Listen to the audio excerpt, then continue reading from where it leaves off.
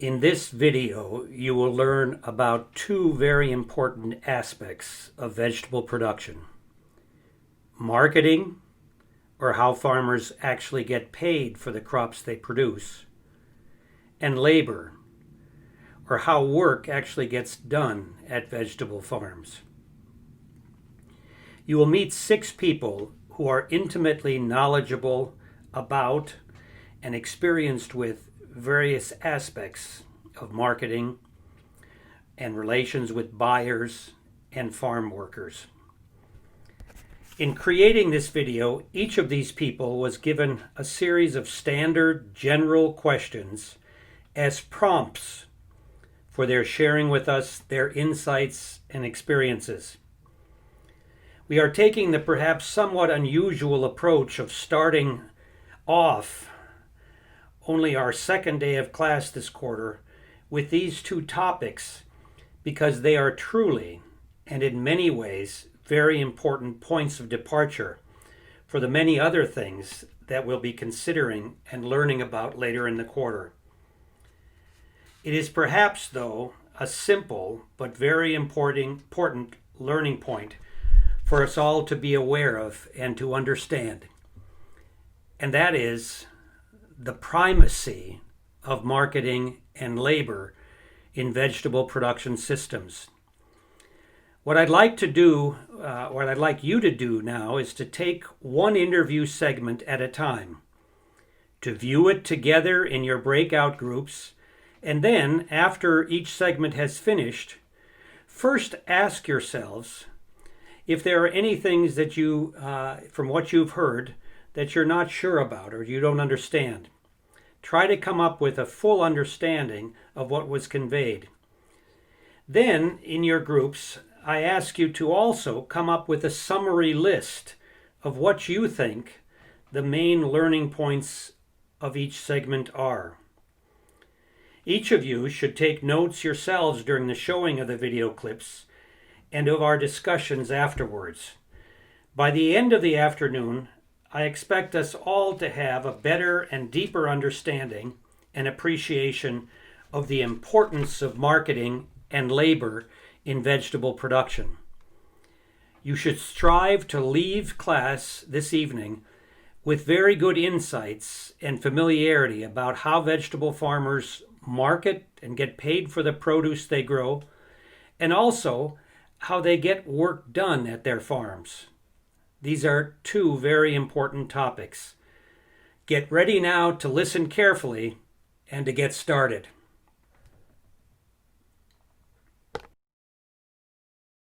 Good morning. This is John Diener, and I am the owner, president of Red Rock Ranch, incorporated in Five Points, California, on the west side of Fresno County. We have a diversified farm in the Five Points region here. It's part of Westland's Water District.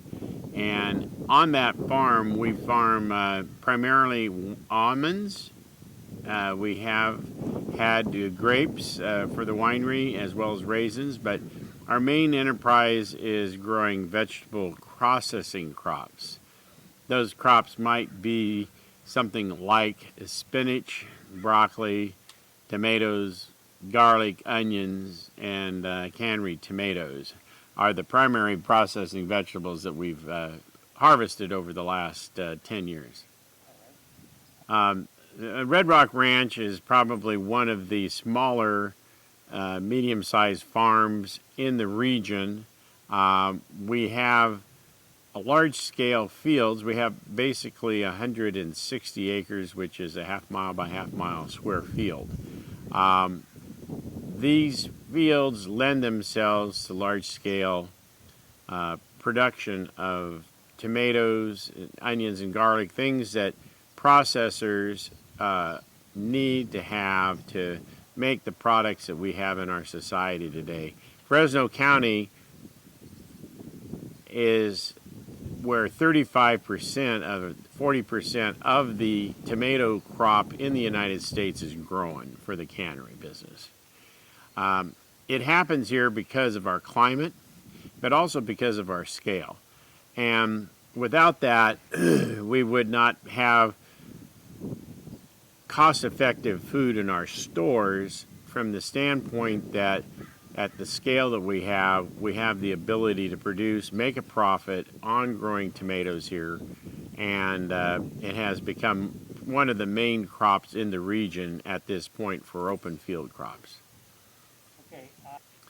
So tomatoes, as an example of why we grow tomatoes, is the fact that in other areas of the United States it's difficult to aggregate the number of acres necessary to run a large cannery. The canneries are a huge capital investment, and they take a consistent amount of product over a long period of time, and there's very few areas in the United States that can actually achieve that other than here basically in the Sacramento and San Joaquin valleys. Our particular area lends itself to that because we have large fields, and so that they can produce tomatoes here over about a 95 to 120 day period, so that the capital cost of the cannery can be amortized over a larger amount of fruit. And so as such, the industry has evolved here, and because we can get the yields that we get in this Mediterranean climate, we have the ability to outproduce other areas of the United States for that. So we are the low-cost producers. As such, being as we do make money doing it, it is the highest and the best use for the water inputs, the land, and the amount of labor that we do have. Other crops like onions and garlic are similar. And so we have on our farm a certain number of acres that we dedicate to different crops each year. We have to find somebody to sell that to. So over the years, being as we've been here for quite a while, we have made relationships or gained relationships. It's a symbiotic relationship with the processor. They know who we are. They know what kind of farmer we are. They can figure out how much we're on average going to produce, and as such give us the contracts appropriate for our acreage. We find those people because we're in the area, because we've been exposed to the industry for quite a while, and it's not necessarily that easy to find new processors or find another processor to take your product, but you do cultivate those relationships. It's a marketing deal on an individual to individual basis, not on advertising, not on resourcing other people. There are no brokers in this business. Sometimes produce is brokered, but in this case, this region here is all pretty much relationship driven by people that are in the industry, that run the processors, and the farmers that grow the crops for them. We will vary our crops accordingly, but we have an ongoing conversation with those people all the time. Well, in the case of how do you get into the business, and as happens in the United States, there's always a generational change. There's people that are moving in and moving out of the business.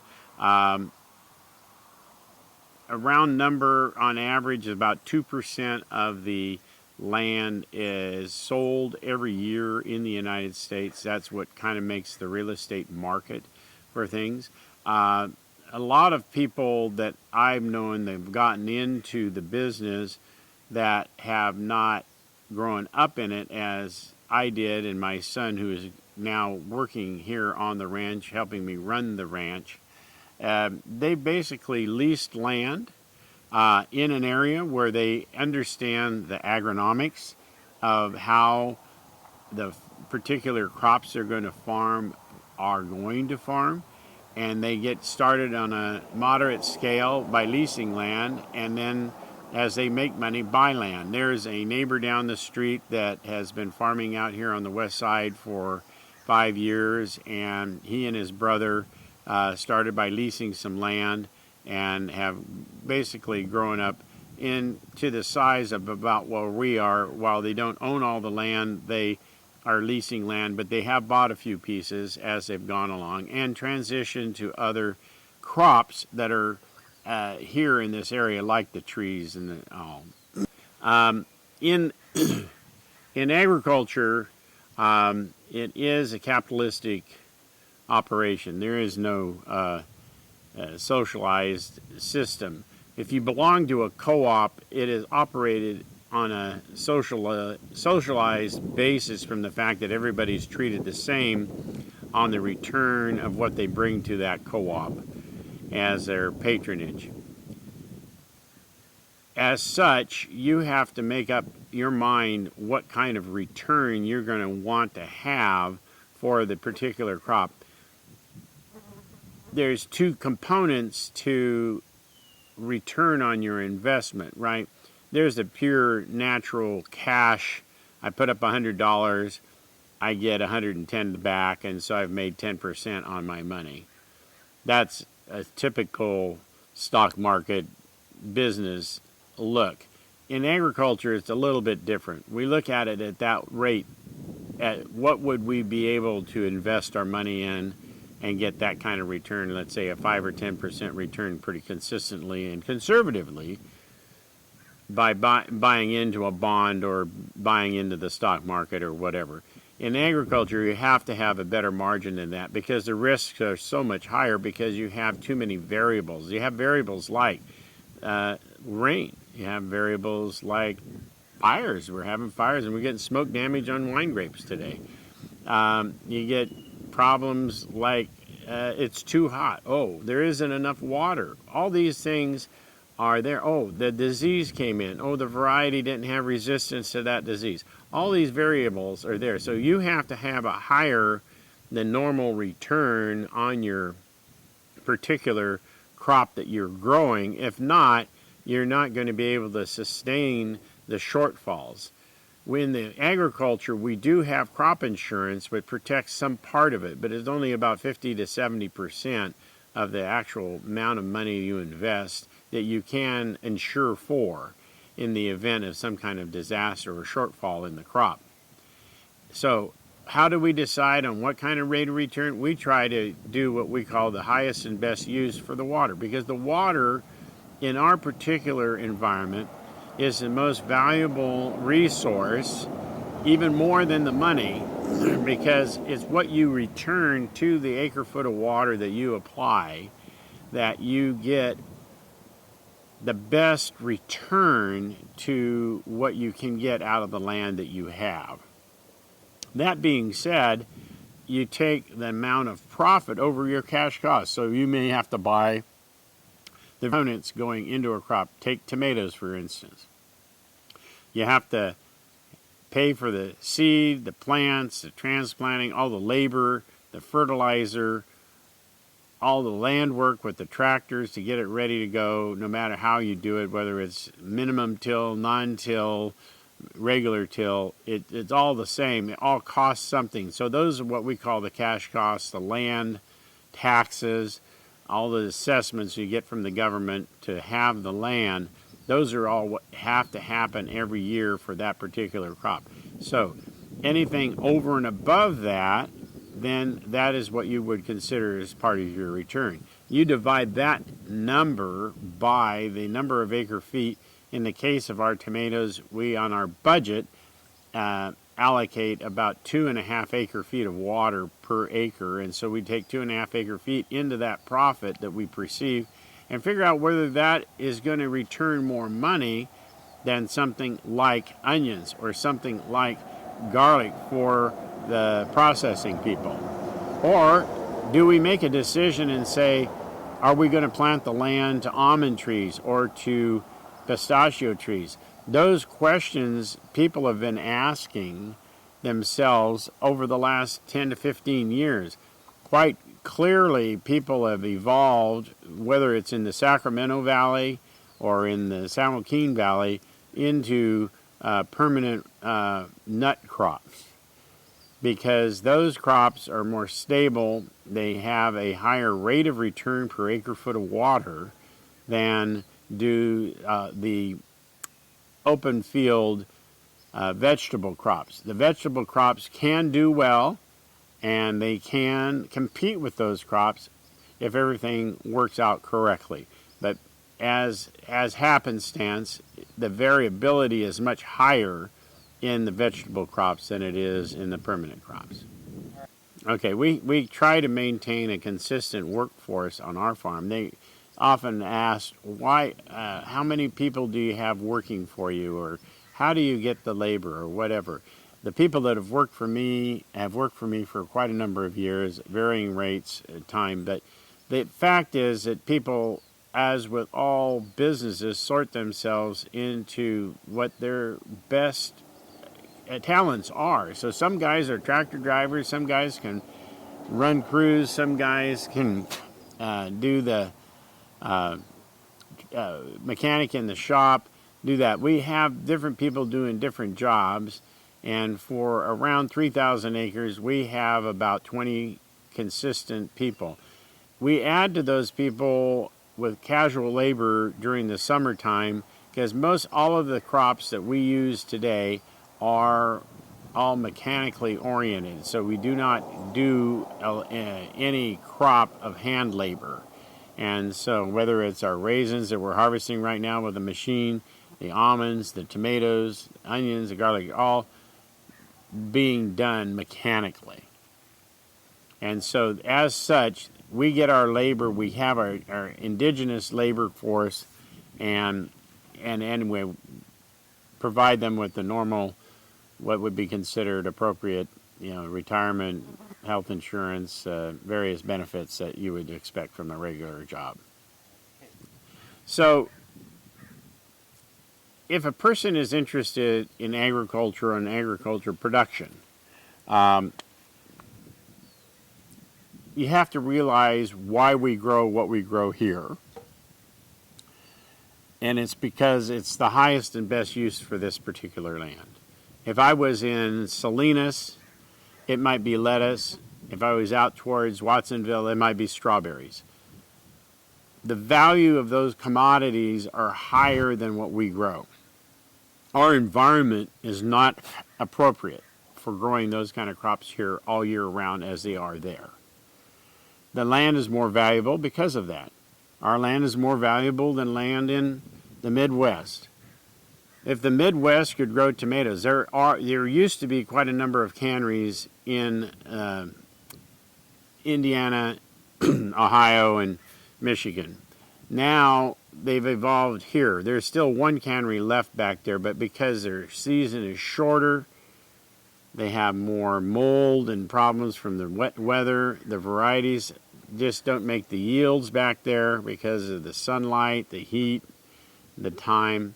So all those things being said, that's why we're here, and it's the highest and best use for the water and the money, and that will become the dominant crop no matter where you're at. If you want to do small scale farming, you can do CSA, you can do what we commonly refer to as truck farming, and be able to harvest the product and sell it at retail. We sell at wholesale as opposed to at retail, and we have to have scale to be able to do that because the margins are so much less. So if you think about what kind of agriculture you want to be in, if you want to be in small scale farming, you can be in a proximity. The biggest deal is location, as with all real estate. It's location, location, location above all. So you get yourself in the right location near a town, and you can have a fabulous living doing small-scale farming and have multiple things that you grow rather than one or two things like we do. But we're in a different area. We're not close to a town, so we have to figure out how we can do it at scale. I'm Kevin Collins. I'm ranch manager at Borba Farms. We're in the Huron area in western Fresno County. We have a diversified vegetable and tree nut farm with a total of about 9,500 acres. For this area in the west side of the valley, we're a large farm for this area. There are larger and smaller, but I guess we're a medium-sized operation.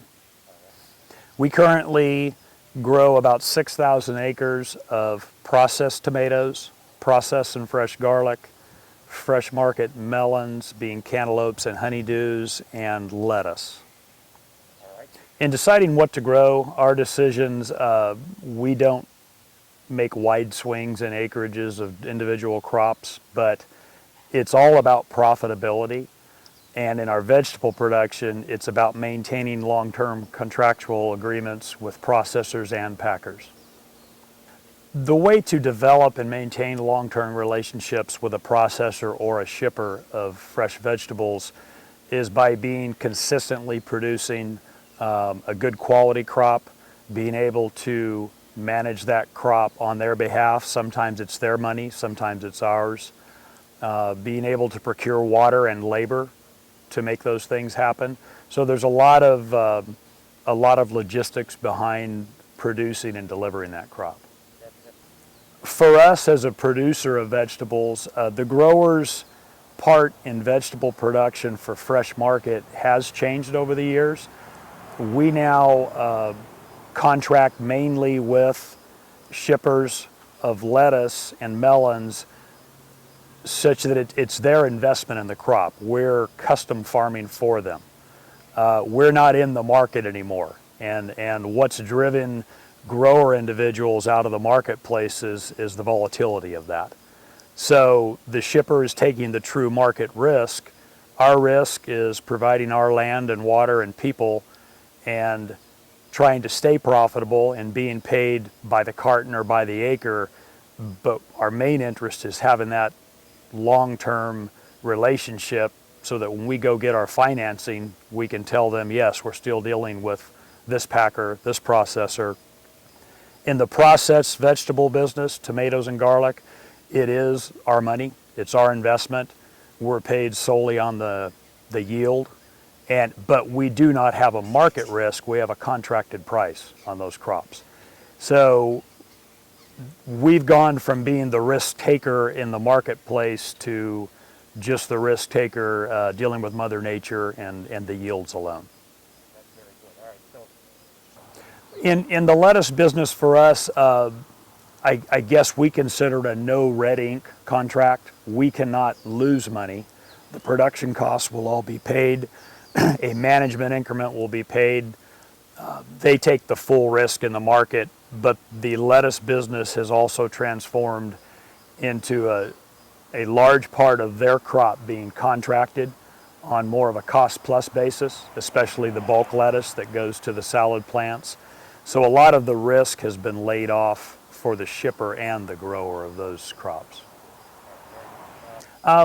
In all of our crops, our structure is such that it's me being the farm manager, I have foremen and assistants and laborers, both in irrigation and tractor drivers, that it's all about having the overall plan.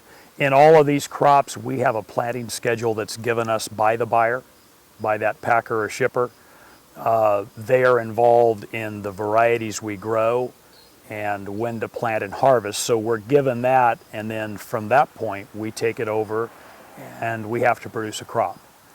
And on delivery, it is also harvested by the same shippers, whether it's labor or mechanical harvested.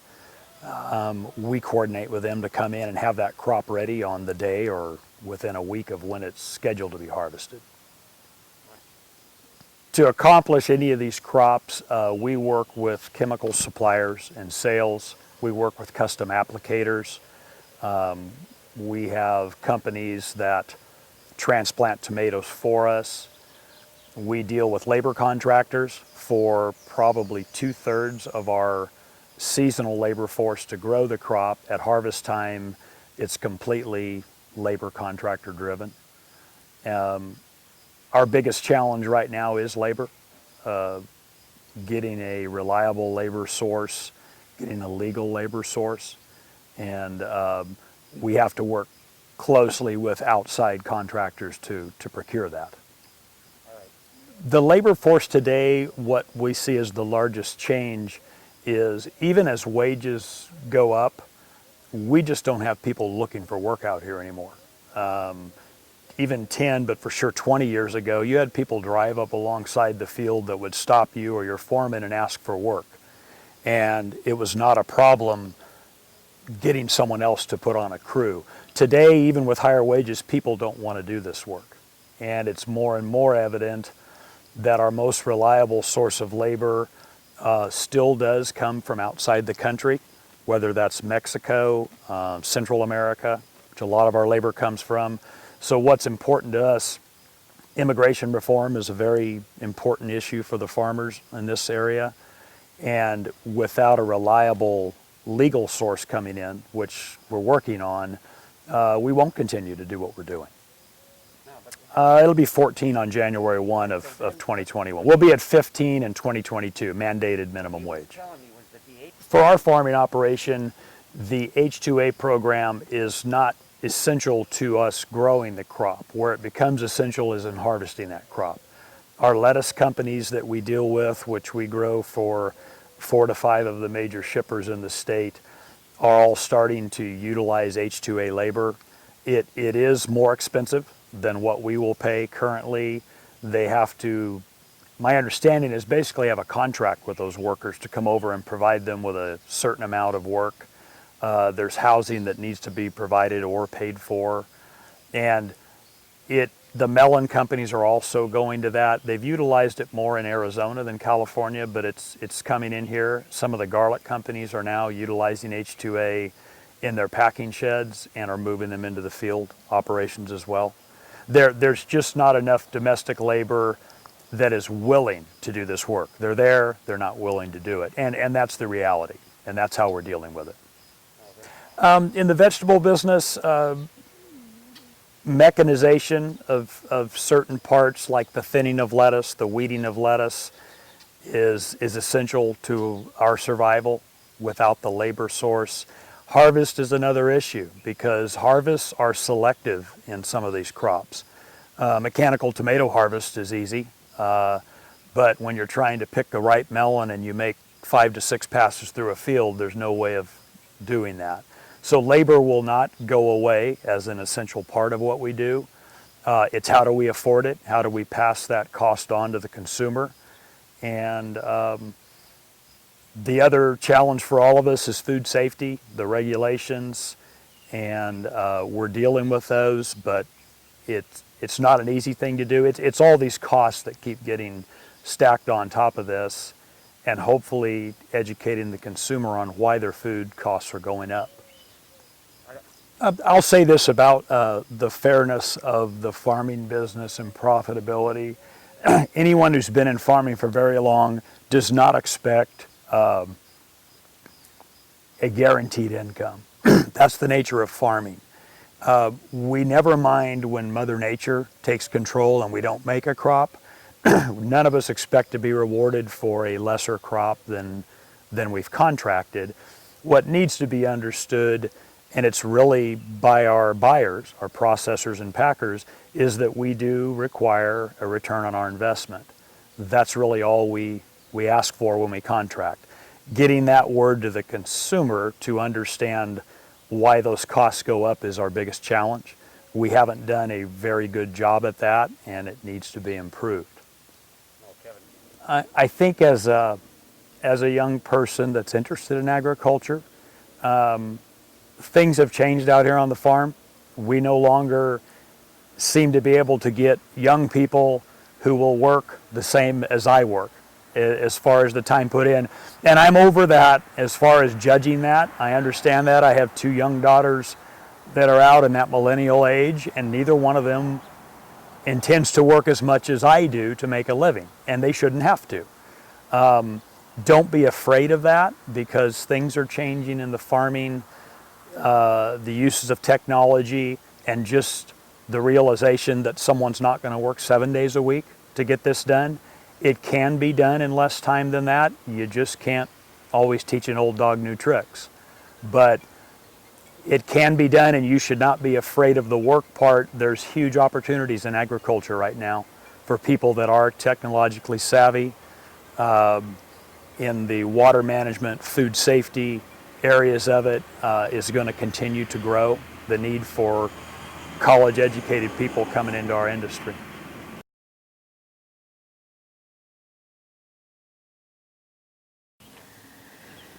I'm Denesse Willey, and up until December of 2016, I was in charge of the harvest, shipping, and sales at T&D Willey Farms here in the exact geographical center of the Great Central Valley. Right now we're in front of our home in Madera. Okay, starting in 1984, I joined the farm, and it became apparent that I was a pretty good salesperson, and so eventually I grew into that job of managing all the harvest, shipping, and sales. Well, marketing is actually at least half of farming. You can grow the best crop in the world, and if you can't sell it and cover your costs and put a little in the bank, then there just really wasn't any point in the whole endeavor. So we started our farm in 1980. I wasn't working on the farm at that time. We took advantage of a new program by the then Governor Jerry Brown in order to open and support local farmers markets. And so we ended up going to a lot of farmers markets in the Los Angeles area. We got into that, and that was fun and educational.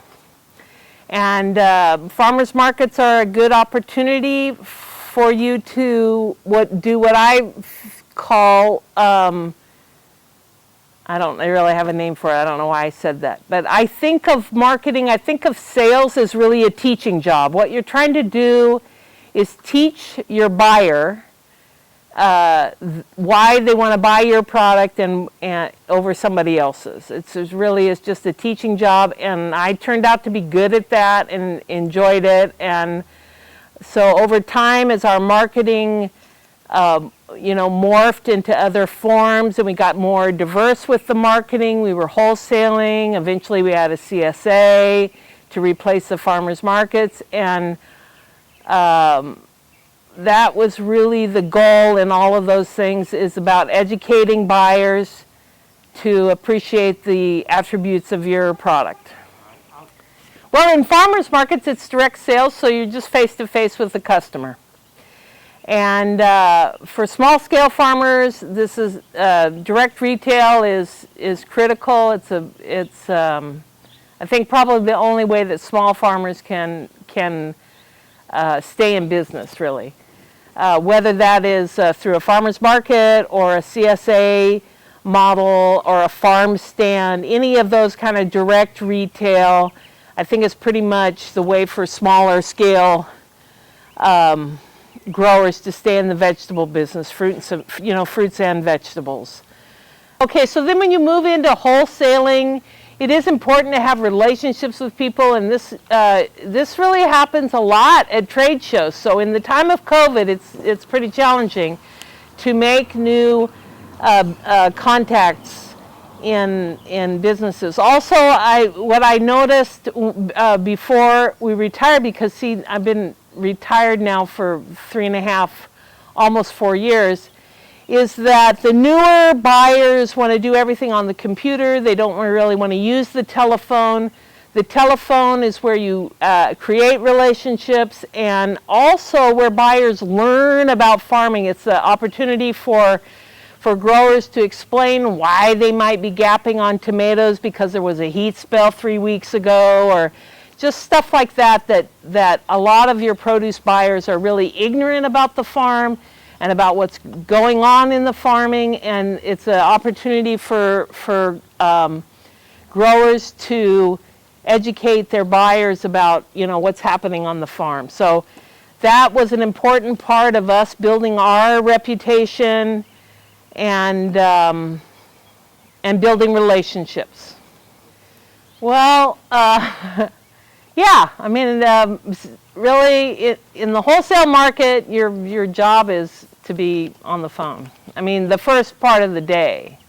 And then the rest of the day, you have to be out managing the harvest and setting up things for the next day and that kind of thing. Well, again, in direct sales, you're going to get your cash right there that day.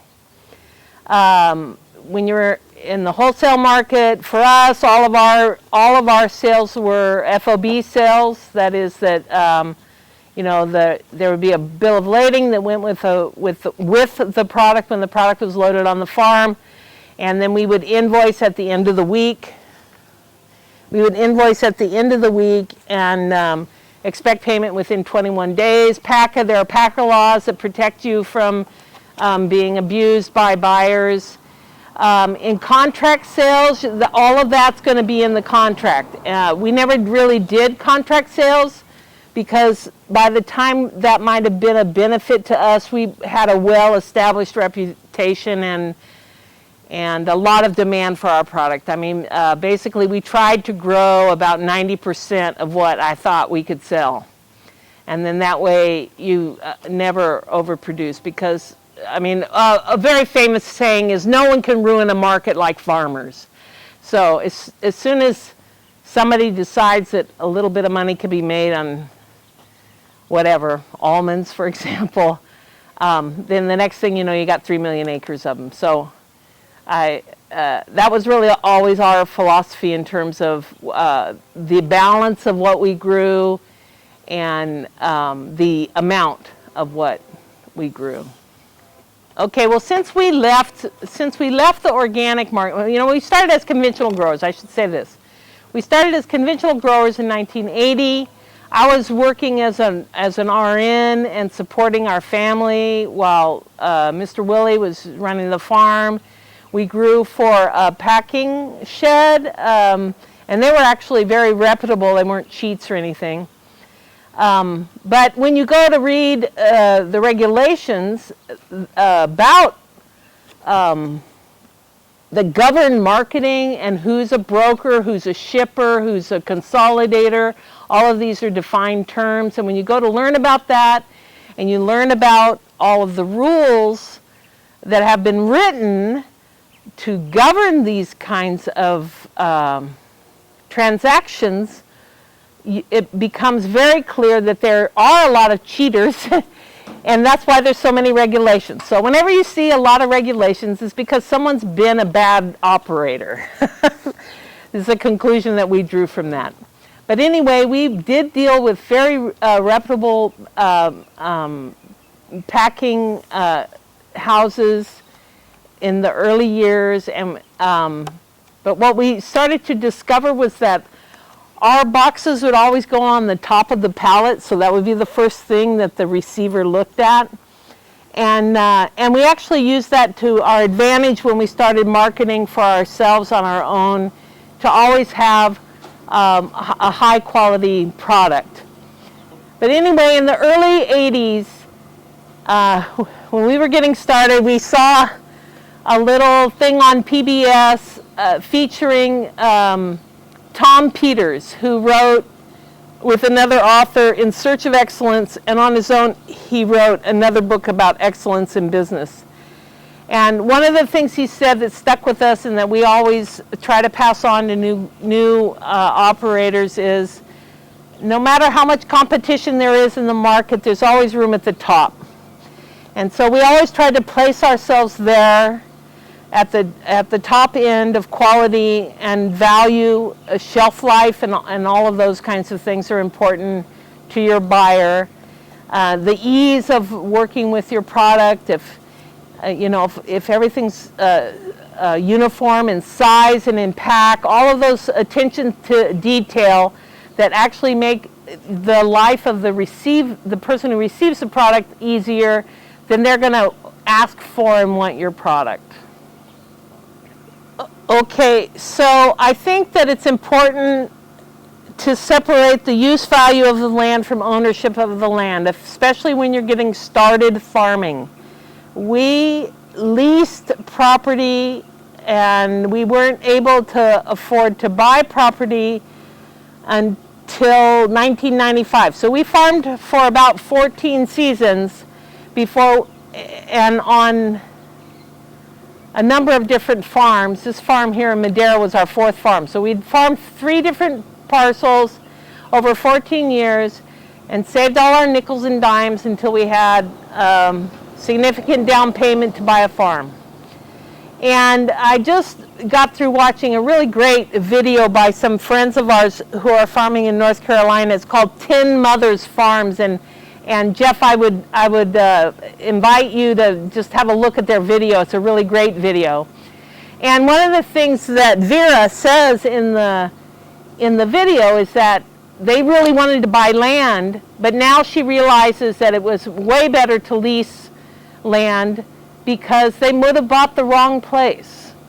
And even when we bought this property here in Madera, we had been farming, at that time we'd been farming about 11 years on a farm in Clovis, and that farm was only 25 miles from our new farm.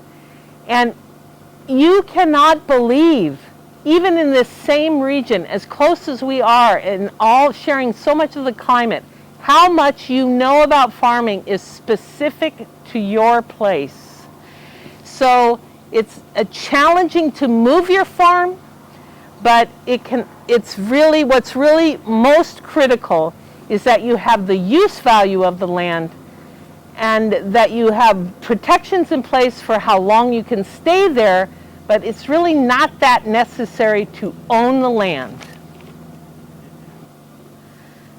Okay, so before I endeavor to address that question, I did want to say one of the things that I did see on this list is what do you grow and why do you grow it?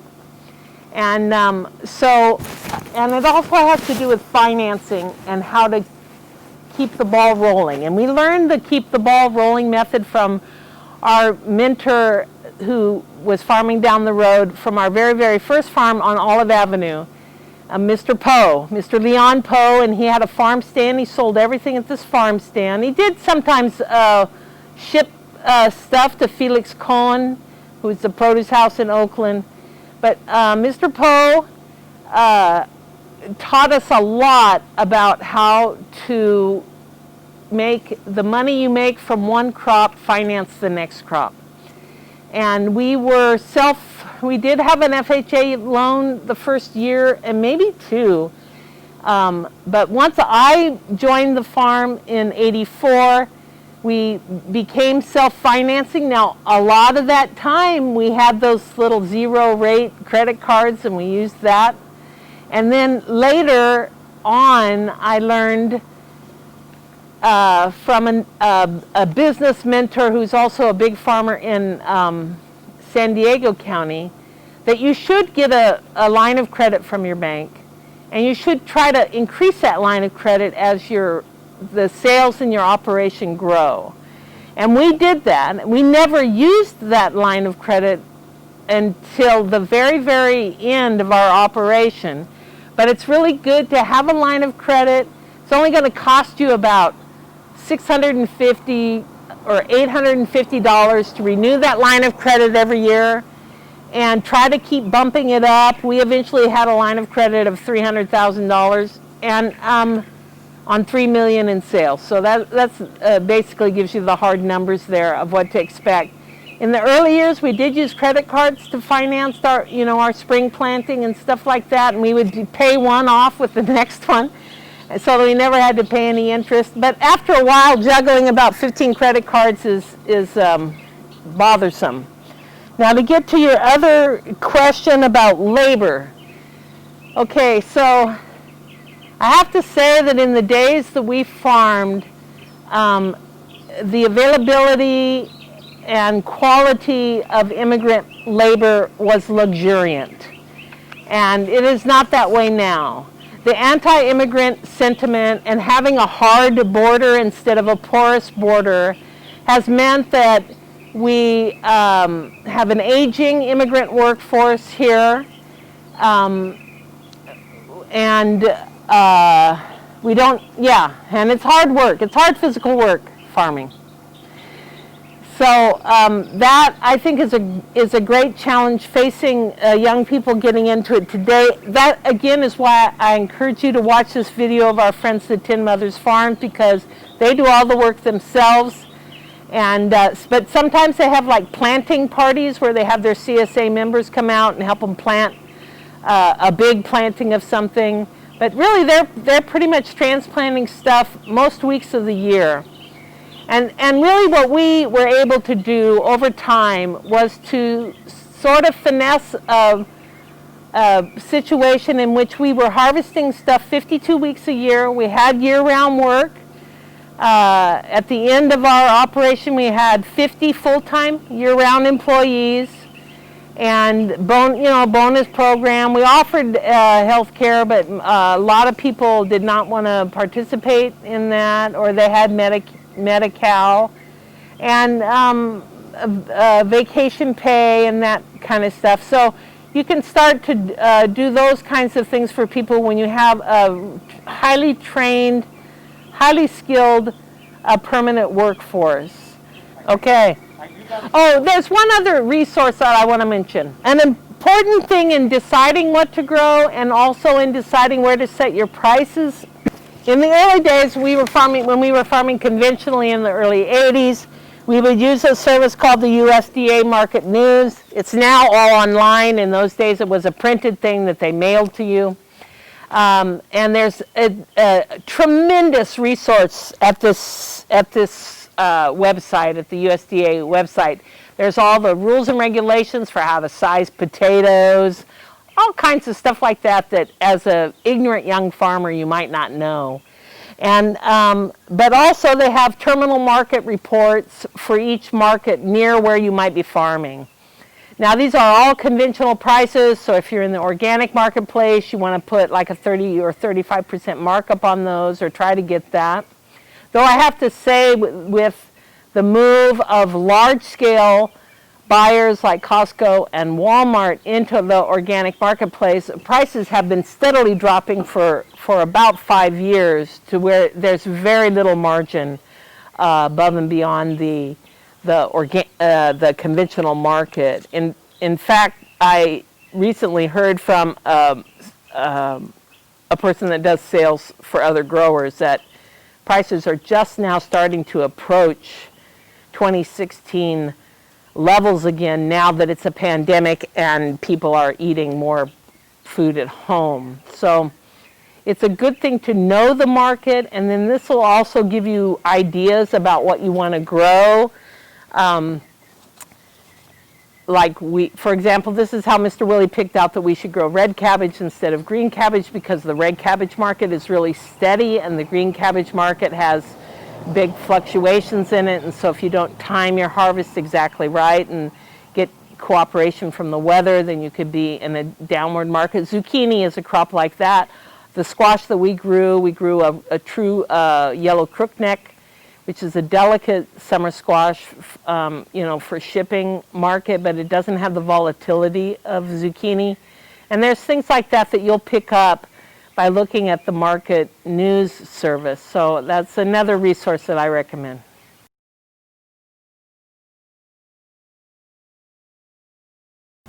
Good morning. My name is Doug Stanley. I'm the general manager of Harris Fresh, which is part of Harris Farms, Inc., here in Coelho, California. I manage the garlic and the onion production, packing, and marketing. We have a large, approximately 10 to 13,000 acre diversified farm here in Coelho. Row crops, plus permanent plantings, almonds, pistachios, and pretty much year-round production between garlic, lettuce, melons, tomatoes. Relative to other farms, the scale of ours is fairly large. We're probably one of the larger row crop vegetable farmers in the area here. All of our production here on row crops and vegetables it's planned out, and normally we have a home for everything that we grow before we put a seed in the ground. So whether it's a contract grow situation or a grow for market situation where we're doing the marketing, we have a plan, and we have a person on the other end of the consumption chain before this stuff is planted. So when we start looking at the marketing of our vegetables, and I'm gonna speak to onions because that's the two-ton gorilla in my office that I'm responsible for. We had to take a long look at our approach to this a long time ago. And you can be retail, you can be food service, or you could be light industrial or something else. And we made a conscientious decision years ago based on our facilities and our capabilities that we were going to go primarily after the food service market. With the pandemic, we're reevaluating that because a lot of that market has shifted to retail. So we're having to reevaluate whether or not we are in the right spot with all of our product. The question is, what does my day look like, and what do I do? My day normally starts when I leave the house with a couple cups of coffee in the field, going over production issues with my managers and my field guys, making sure that we're on schedule, making sure that we have the ground prepared right and ready to plant and on schedule. And then normally when I get to the office, it kind of transitions into a quick recap with our sales staff on the onions and an overview of what the market is for the day, who we have to make sure that we've got covered for the day and for the week with product, because a lot of our food service business is contract. So when you're looking at your contracted customers, they always come first regardless of the market.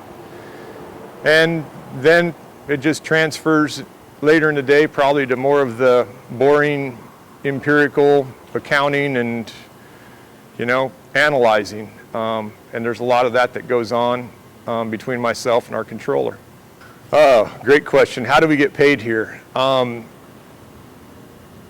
process here, when a load leaves, before it leaves, it's assigned a PO number, and that PO number ends up being the invoice number after the product is shipped.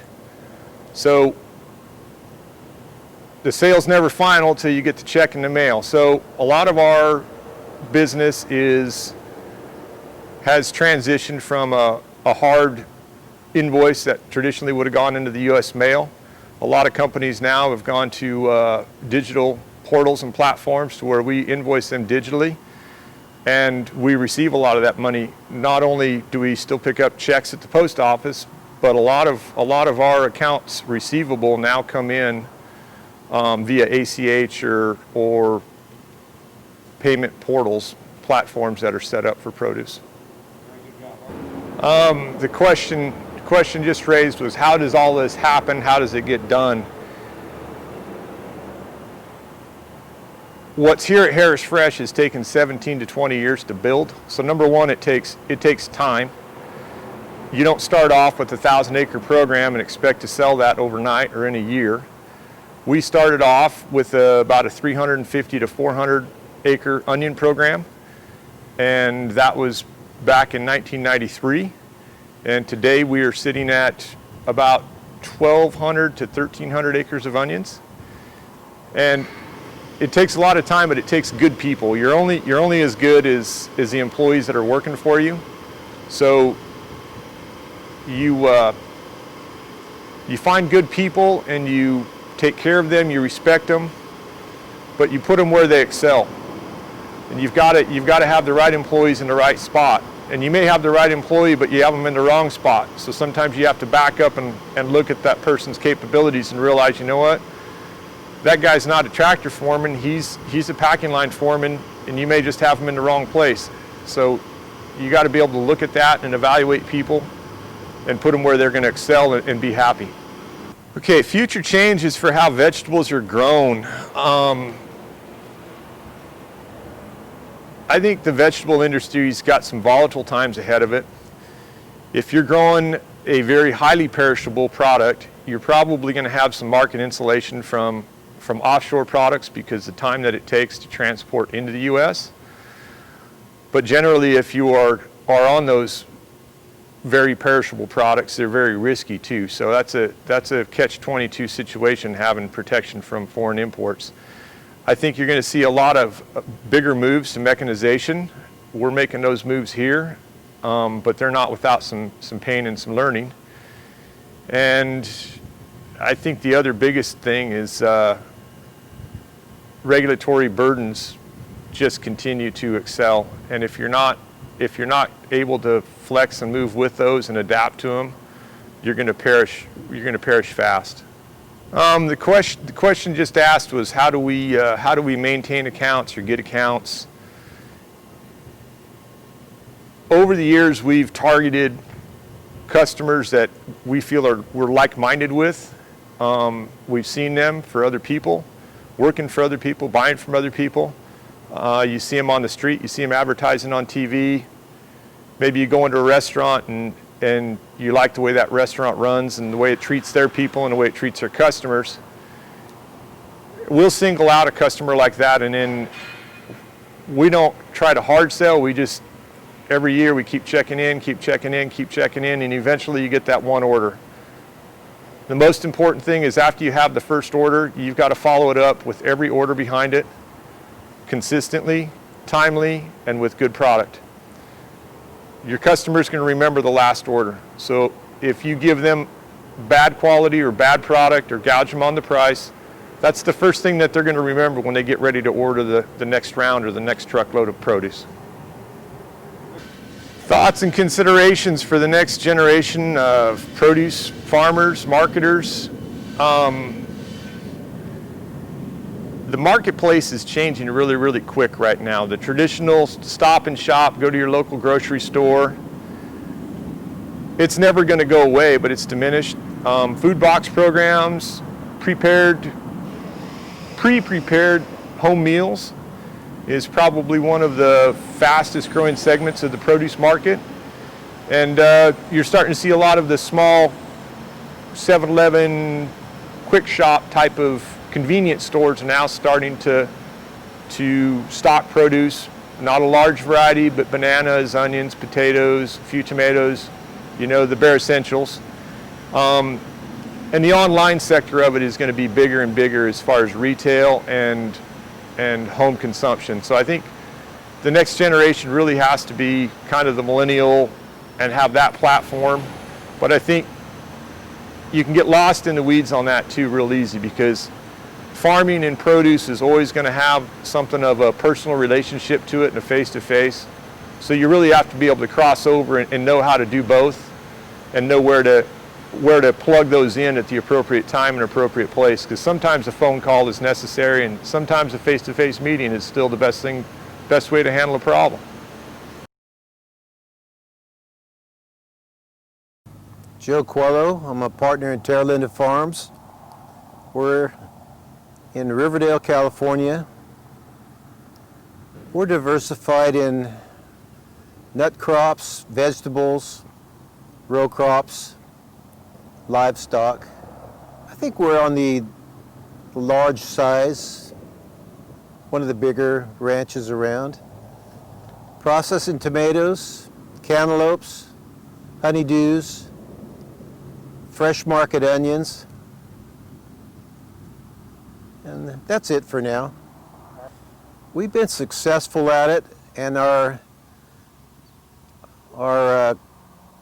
location here in California gives us a favorable marketing window for onions and cantaloupes and processing tomatoes as well.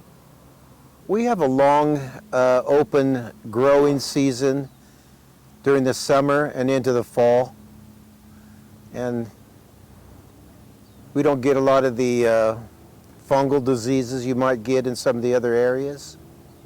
We have brokers that do some of the selling for us, and we do selling ourselves, and we've slowly built up a loyal clientele for what we have to sell. I usually stay at the same level every year, but competitive forces within the industry has forced us to shrink our late season onions. So we just try to start in June and finish the first week of September. We have a lot of repeat business, and then people know us as we're known in the industry. And there's also trade shows that we'll visit and tell them what we have to offer. People give us a shot at filling their needs. Well, we have a regular meeting every week with all of our supervisors, and we plan for the following week. We discuss any problems or our successes, where we could do better. And so we try to execute our program that way by being proactive and moving ahead with everybody knowing what's going on. I think the organic category seems to be growing. That's probably a good niche for somebody to start out, because the value is a little higher. It's a lot smaller number of buyers, but it's growing, and it's growing in acceptance. I would advocate going into organic, and you have to watch your costs, and labor is an ongoing challenge. You have to figure out how you're going to automate things. How are you going to lower your costs? What's the latest technology that can help you? You have to be looking forward all the time. You could go out there and ask questions and look at what people are doing. There's no secrets in this business. You know, it's all there for you to learn. It's all about execution. When you look at marketing, you need to try to get the best business. There's A, B, and C customers. You could get as many A-list customers that pay on time, pay the most, and give you less problems. You got B customers that are kind of the mostly market, that give you maybe a few more problems. Then you got C lists. You damn sure don't want to call them, but seems like you always end up getting a few of those. It's a volatile industry. If you're not contracted,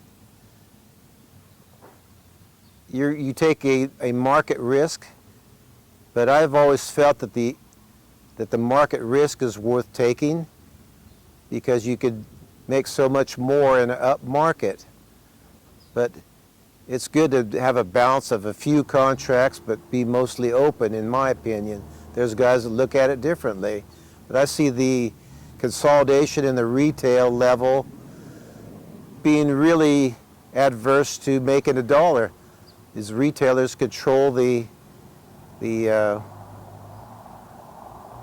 they'll pay, and they're very tough on the farmer. Well, I was born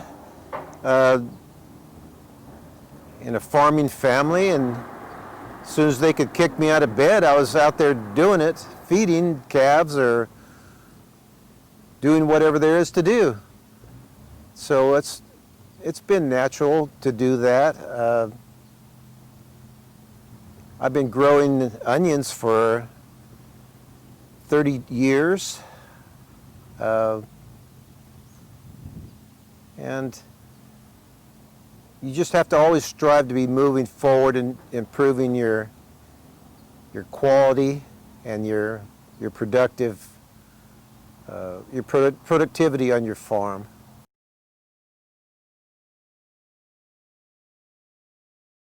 I'm Manuel Cunha Jr., president of the Denesse Farmers League, based in Fresno, California, and we are an agricultural organization.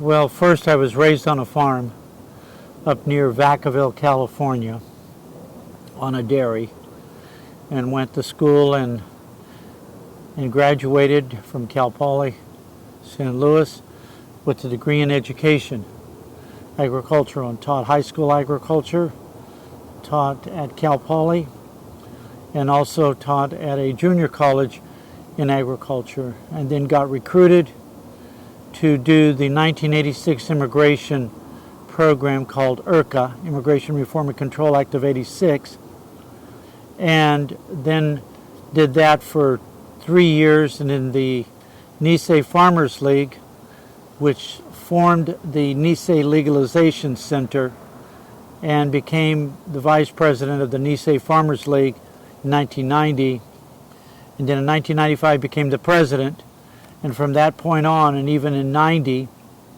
worked with many of the farm workers and many of the agricultural employers, including labor contractors, which is a large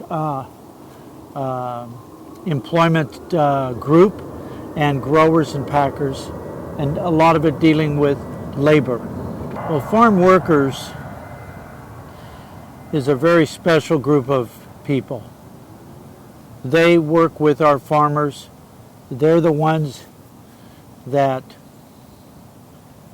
pick, harvest, grow, process, all of the things that go on a farm with a grower. They're a group of people that work very hard. All the way from the 1940s, when many of the Japanese Americans were relocated and put in camps, many of the braceros came here from Mexico to harvest, pick, grow, when many of the people were in war. But the farm worker is a very dedicated individual. He or she work in the fields every day and work in the packing houses, work in our processing facilities, are dedicated. And that special group of people have tremendous work ethics as compared to what today's society, as people don't have that type of work ethic. It's very hard work, but it's also rewarding, because when you put that seed in the ground, if it's a vegetable like a tomato, you put that seed in the ground, and in so many days you see it starting to grow, and then you start nurturing that plant, and then eventually it gets into a full-grown plant and it's producing tomatoes. Now you start harvesting, processing it. And to do that, it takes a very committed farmer, but also a committed worker who wants to work. Well, there's a variety of reasons. The shortage thing is because of the age group. Many of the workers back that time in the 70s, 80s, and 90s were 30, 40 years old. Today they've hit the 55, 60-year-old marks. Still working, but less. Being that the borders have shut down, and the biggest thing is we've not had immigration. We've not had immigration reform. And when you don't have immigration reform to take care of those needs of those people that are retiring, you are going to start seeing shortages. Now, we don't have a shortage of workers in the United States. We have a huge unemployment number. Even during the virus, they're not going to go out and work in the fields. They're not going to go work in the fields. I'm sorry to say it. I don't care if you paid them $100 an hour. They're not going to do it. We did that in 1998 with Senator Feinstein and many of the other folks, and we took a program called Welfare to Work. And we did that in this valley, including Monterey, Salinas area, and we did that when we had a big shortage. And in that shortage, we went out and we helped put people, train them from the unemployment side, the welfare side. And when we were done, in 1998, and during the harvest season of August, September, we were short, absolutely short, with a huge number of workers. That was 143,000 eligible workers in the valley, after 300,000 were screened and everything, but 141,000 actual workers, 503 applied for work, actually worked through the unemployment departments, through Fresno State, City College, Reedley College, and even Bakersfield helped promote and do the training. Out of that whole entire mess of shortages and crops rotted, even up north in the pear areas, 3 actually went to work. And so when you have that type of a situation, if that doesn't say it, I don't know what does. That? Yes, we helped promote Health for All over the last several years. When we brought Central America to countries to Fresno in 2008, we brought the presidents of those countries, Honduras, El Salvador, Guatemala, came to Fresno. I invited them under Arnold Schwarzenegger, and we had them here for 3 days. Those presidents flew into this valley, flew into this airport for 2 big type of summits. One was called a labor, and the second was immigration. And so when we invited those presidents of countries came under Condoleezza Rice when she was the Secretary of State. And in those meetings, we talked about how do we preserve and keep workers. And the first thing we brought up was the necessity of health care.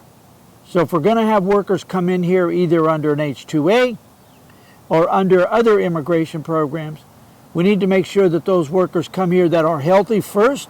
You're not going to bring a worker here that has health problems. Secondly, when they go back home, is that they would have health care for 30 days. And so that was the plan, and that was in 2008 that we started that, way before Obama brought up his health care issues.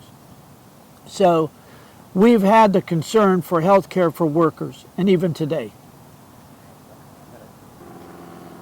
Okay, that's a large question, but let's break it down. First is H-2A is a very small part of our total workforce, which is 1,600,000 seasonal workers in the U.S. California's seasonal workforce is around 440,000. The last report in 2019 from the EDD, from the reports of employers 941s, showed 627,000 workers in California. And that was all workers, tractor drivers, irrigators, welders, you name it. Packing house people, everything was included. But in saying that is, again, I go back to my beginning statement, is that the workforce is getting older. So we need to bring in workers. We have not developed a very good guest worker program at all. H-2As are very costly, run by the federal government. And when the workers, they can only come here for 10 months out of the year. Those workers also cannot live in migrant housing, which doesn't make any sense. They have to be housed in various apartments and hotels even, because of very strict requirements. The cost for an H-2A worker, when you get done for California, would be about $18 an hour. And we're not getting that at all for the commodity or the product. So it becomes very costly. The employer has to be responsible for bringing the worker here, paying for their transportation, paying for housing, paying for food, and also the return of that worker. So now that cost is driven up. In other states, it's not so bad, but California has more stringent regulations on wage hours than any other state. Being it's a federal program, it should be under the federal, and it should not have to adhere to state laws, because there are 50 states with 50 different state laws, then you'd go crazy. So the H-2A program is a very costly, but a very also burdensome program. Very intensive, very heavily intensive on the paper roll. So they are working on trying to revise that program. It's over 50 years old and having its problems. But secondly, when you asked about that workforce, and what do we need to have to better the worker that's in this state, in this country, is that we need to have a workable immigration program that would take the workers currently here, and give them a blue card, which is a working authorization, so they would never have the fear of being raided or hauled off or taken away. We don't have that currently. It would be a repeat, but a better program than IRCA of 1986 law under Reagan. So the actual immigration program would be so valuable. But before we bring in any more H-2As and take care of that, we've got to take care of the people here that have an issue with immigration in agriculture and even in non-ag. We have over probably in total ag working in the United States, probably around 1.6, 1.7 million undocumented. But the documents that they produce look very real, and that's the only requirement is filling out an I-9 by the employee. That's all you do. But if we had to verify every one of those, there would be no workers in the restaurants, no workers in the hotel, and no workers in agriculture.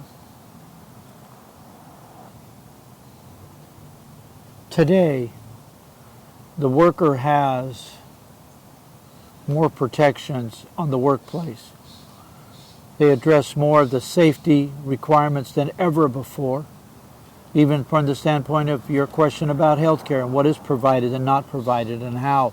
Workers' compensation, 100% of those issues. Taking care of the workers during even the coronavirus are able to get help and assistance no matter what their status is. And we worked on those issues. We made sure those issues were at the forefront before Congress ever passed a coronavirus package, because we have to alert those people too, as that we are the essential workforce. We are the essential industry, and it's called food.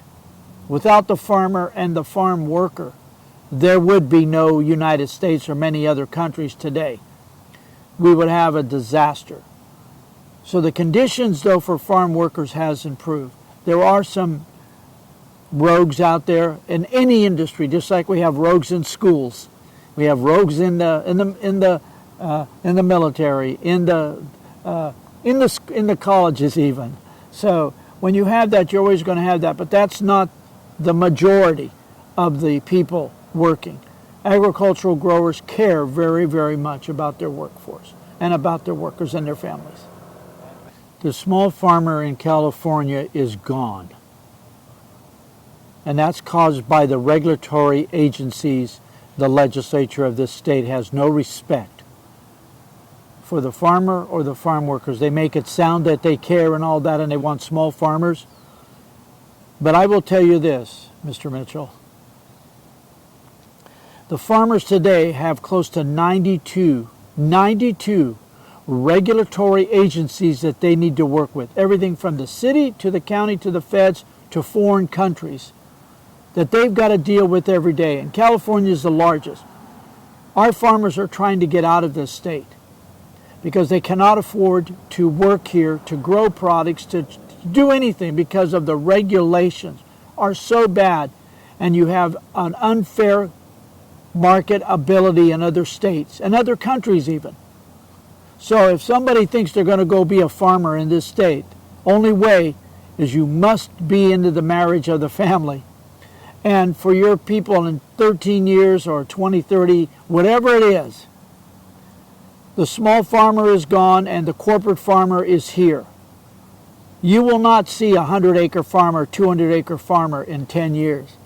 What you're going to see is a 5,000-acre farmer. And larger than that, you're going to see the 50,000-acre farmer that is run by corporations. And who caused it was the California legislature. Over the past 15 years has caused nothing but destruction. Disaster of a small farmer does not exist because of all of the things coming at him. When you've got 90 some odd regulation agencies at you, how does a 70-year-old farmer want to deal? They're not going to deal with it. And the farm has been in their family for 50, 60, 70, 80 years. And now they have to sell it because they cannot compete because the penalties, the violations.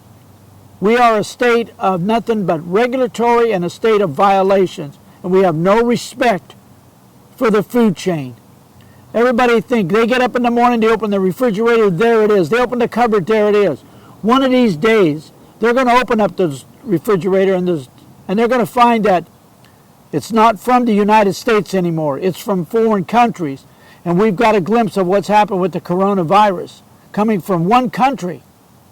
And now we're going to have our food shipped in containers into various ports, and they're going to unload it into the stores. So that means we will be dictated by other countries versus the United States that grows the most safest food. And if any one of your students don't believe this, then they need to go buy a farm in California. Go buy a 50-acre farm and see if you can stand. Even with the word organic, ain't going to work because you have regulations at you. And when my farmers can move out of this state, they're doing it. And selling their land to developers. That's the only way they can survive. And if that's what this state wants, then so be it.